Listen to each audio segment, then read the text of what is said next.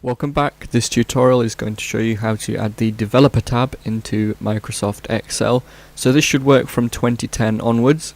We first want to go to the file, which is in the top left just under the save button, and then down to the options, which is right at the bottom of the list on the left.